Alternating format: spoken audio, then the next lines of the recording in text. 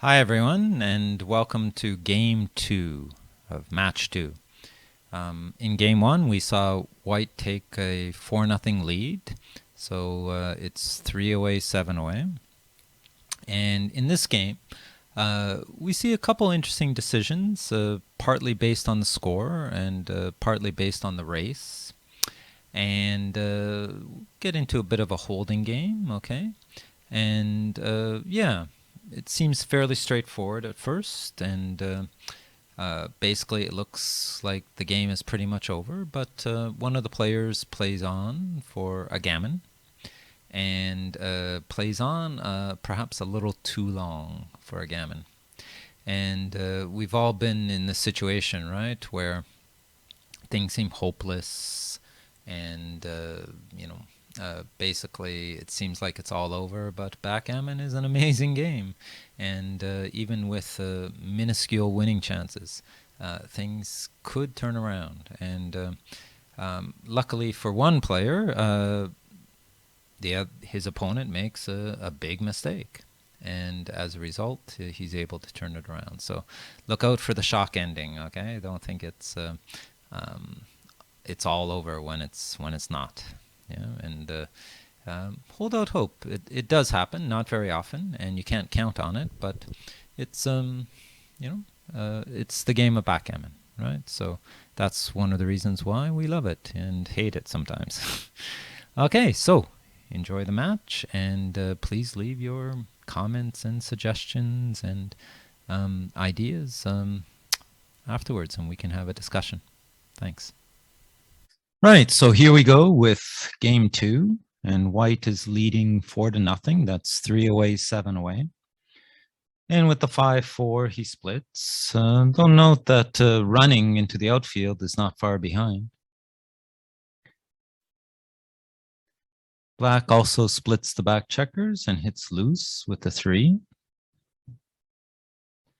White comes in and hits. And this double 2 is interesting. Black comes in and then makes the 4-point naturally. And then Black finds the correct 2, which he plays to the 11-point, even though it's 6 pips away from one of White's checkers. I guess it does duplicate 6s, right? Because White is also aiming at this checker, right? So that's duplication of the 6s. But it's also a question of Black being behind in the race with a stronger home board. So Black is quite willing to mix it up, and especially at this score, right? Being so far behind in the match score, Black has to try to cause some trouble. And if White doesn't hit that checker on the 11-point, then that's added ammunition for Black to try to make his 5-point, for example. So it's worth the risk. Nice play by Black here.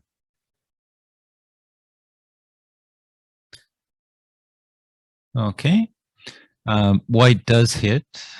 It's a little too dangerous at this point to make the 4-point. Often, a player will forego certain opportunities to make a strong homeboard point, but you really need to take away that builder, and this is it's a little too dangerous to just leave the blot on the 20-point there. Okay, so he hits, and Black comes in and makes the White's bar point. And this is kind of interesting. This looks like a scaredy cat play, doesn't it? And maybe I should put up the fear factor kind of symbol here, right? But this is something I've learned in playing with XG and analyzing my matches, is that in some cases, discretion is the better part of valor, as they say. XG really likes to maintain its racing edge. And unless the the player with the racing edge has something very concrete to do with a roll like this, then XG just prefers to button up the hatches and not risk being hit for no real tangible gains, and having that racing advantage kind of being eroded, right?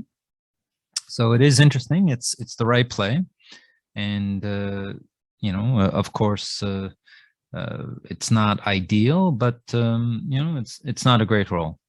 And White is just going to see if he can get his back checker moving and see if he can make some points. But for now, there's no point in risking something with this roll.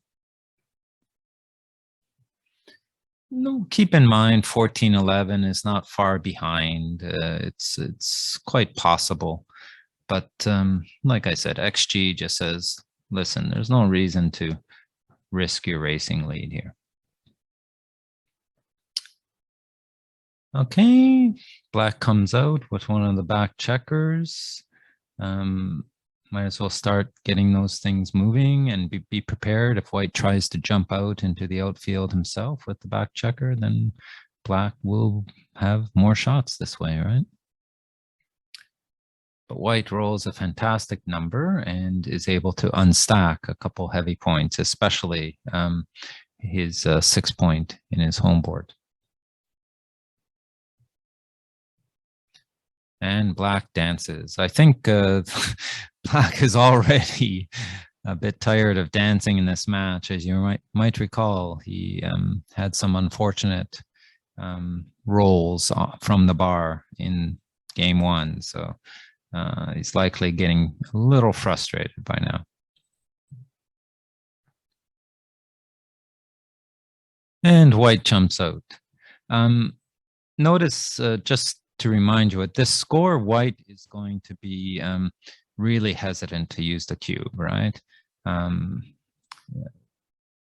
Basically, it's very easy for Black to take a cube at this score. So White is really going to wait a while until he gets a much stronger position before he can even consider sending the cube over.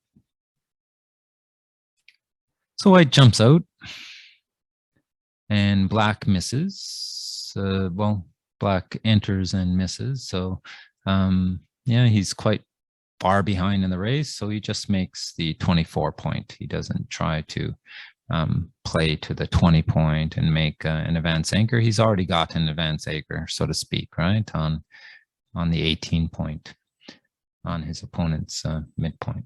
Sorry, bar point. And White rolls nicely again and makes that 5 point. Yeah. I suppose this is another situation where some players might be afraid of leaving that blot on the 14 point. You know, I've jumped out, I've come so far. Wouldn't it just be easier to go to the 10 point and play safe and then make a point after that? But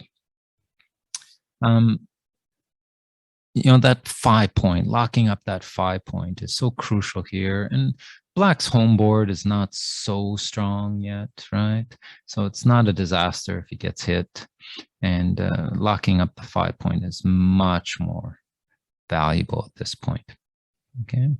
And Black, again, is quite far behind in the race. So if White does get hit here, it's not going to set him back too far. Yeah.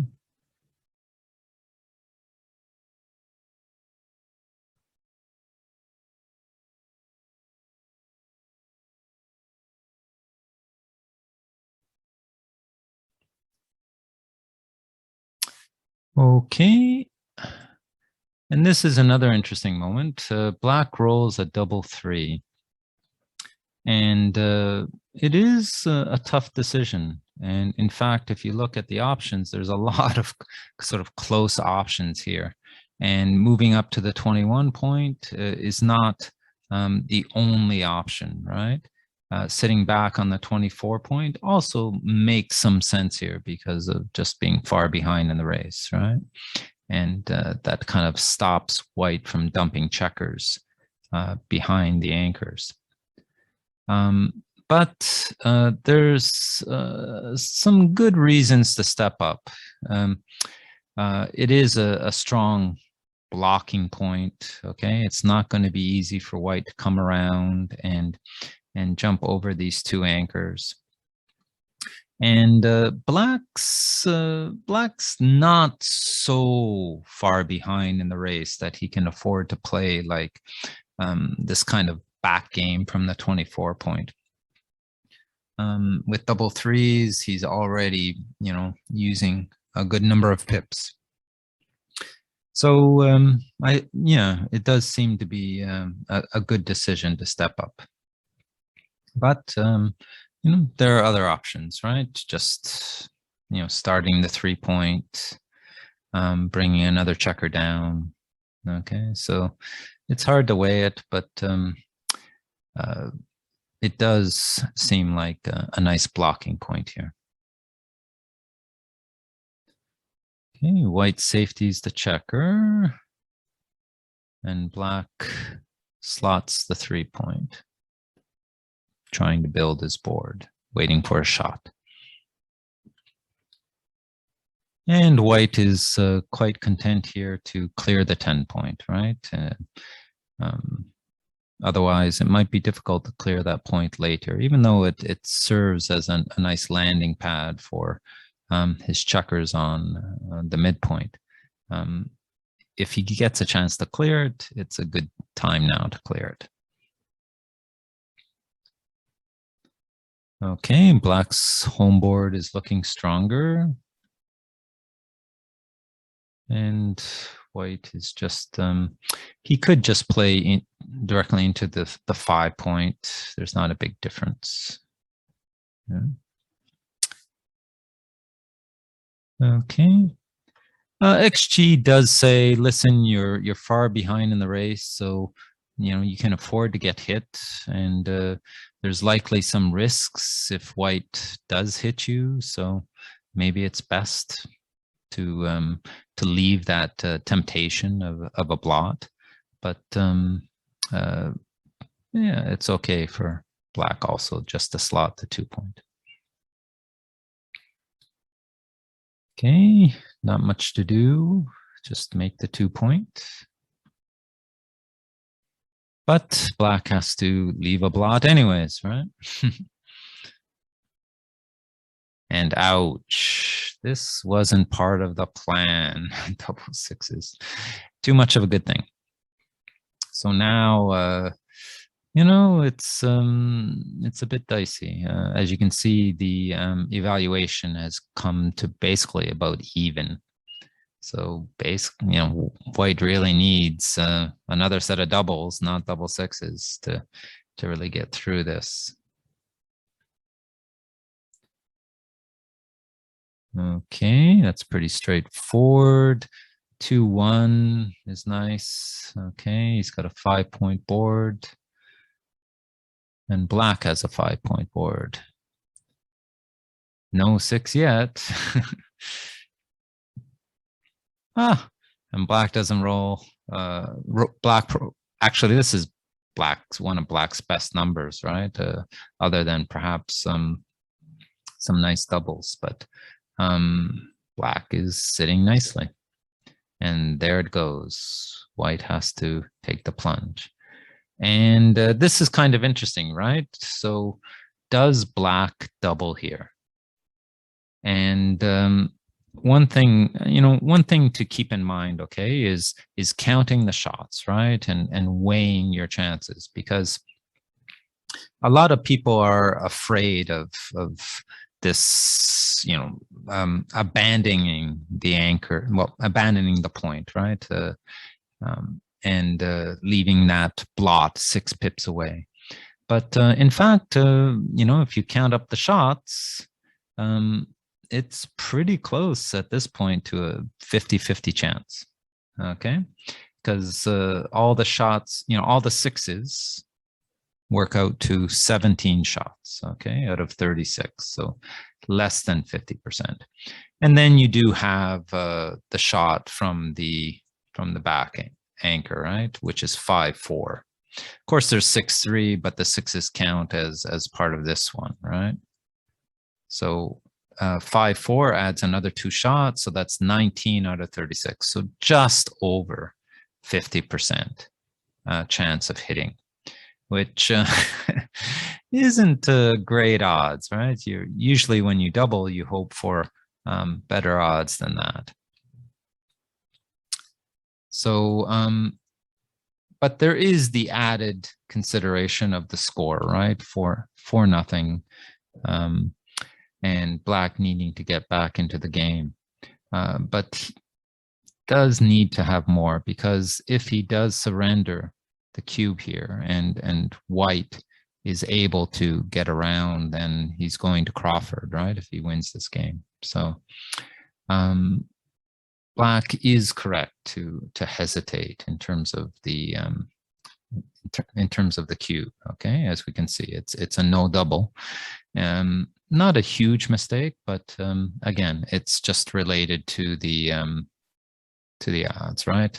Black has just a little over 50% winning chances, and white has a very easy take. And look at the gammons too, not much in way of gammon. So, but one could understand that some people feeling, this is my chance. I'm far behind in the match, but 4-0 isn't insurmountable, right? But in any case, black does hit with that 5-4, okay? And that should pretty much wrap up the game. But we do have a surprise for you. Okay, and let's see what happens. So white can't get in. And so at this point, black has to think about maybe he should just cash, right? There's not a huge chance of really pulling off a gammon in this and playing for a gammon. He's got to make that 6' pretty much. And there might be some risks involved. So, for example, white is threatening right now a 1-6 or even a 1-2, right? Or a double 1. Okay, so there are a few rolls that could change things around. And it makes sense for black just to cash this because of the low gammon chances. But black decides to play on. And generally, it's okay because there's a very good chance that even if white enters, black will be able to send the cube and get white to pass anyways. So it's not a huge risk at this point to play on. But on the whole, black should just cash. Okay, so black correctly plays to keep an eye in case white is able to jump out from the bar. But no such luck. And now this is quite a large mistake, okay? I mean, the theme of this YouTube channel is fearless backgammon, and this seems like a fearless play, right? But, it's good to be brave, and yes, this is quite a bold play, but the problem is that the cube is still in the middle. And so if black gets hit, okay, then, if white happens to roll 1-6 and enters, it's unfortunate that black won't be able to use the cube, okay? But if black doesn't play to his bar point here and just waits, and white is able to roll a 1-6 and black has multiple shots at it, then black can send the cube over, okay? And white would likely pass because there are just too many shots. So by playing this kind of bold, fearless move, you are giving white a chance to get back into the game and win the game, okay? And there's really no need, right? When you've got the game in the bag already, so to speak. So quite a large mistake, because because of this idea that you wouldn't be able to cube white out if white did roll a 1-6 here. But no such luck. And black is able to complete the 6 prime. So now definitely he should play on, even though the gammon chances are still not very high. There seems to be very little risk in playing on. Okay, white dances and black correctly slots the 1 point, hoping to be hit. And white hits it, but luckily he hits it with a 1-3, so no damage done yet. And luckily again for white, black immediately comes in. And this is a very tidy roll. Okay, so it's looking even less and less likely that a gammon is going to happen here. But black still plays on. He still has a 6 prime, so you never know, I guess. Okay, this is pretty straightforward. Black brings in another checker to hit in the home board. Double 2 is not so much fun, yeah. Leaving a blot, and black takes advantage of the opportunity to hit again and hopes that white will roll a 1. You never know. No such luck. Okay, black is still hoping. No such luck. And now basically, yeah, run out of time, yeah? So black completes the closeout. And again, the gammon chances are very minimal, yeah? 3% is it? So, but so far, no risk, right? That's the thing you have to keep an eye on, right? Just what's the risk of the game being turned around? And as soon as a risk appears, you've got to use the cube in this kind of position. So that's a decent roll, okay? Again, no risk, 0 position. You're not going to leave a shot next turn, no matter what the roll is black. Okay, black opens up the 6 point and white takes advantage of it with a double 6. Well, that should about do it, right? Now it's clear that black has to double and white will pass, right? But black forgets the double. I guess he was just in the rhythm, or, you know, he was just playing very quickly and he missed the double pass.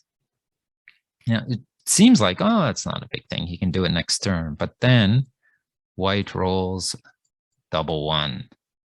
And all of a sudden, it's actually pretty close. Okay.